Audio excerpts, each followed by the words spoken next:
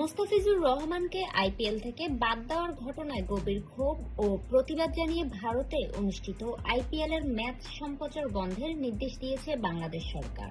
সোমবার তথ্য ও সম্প্রচার মন্ত্রণালয়ের এক বিজ্ঞপ্তিতে এই সিদ্ধান্ত জানানো হয়।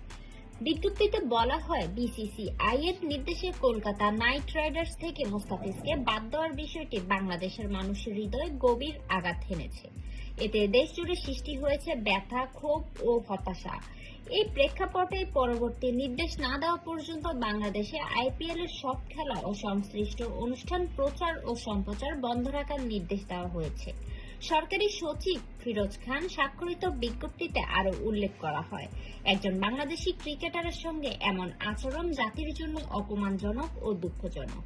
বিষয়টি শুধু ক্রিকেট নয়, দেশের সম্মান ও মর্যাদার সঙ্গেও জড়িত।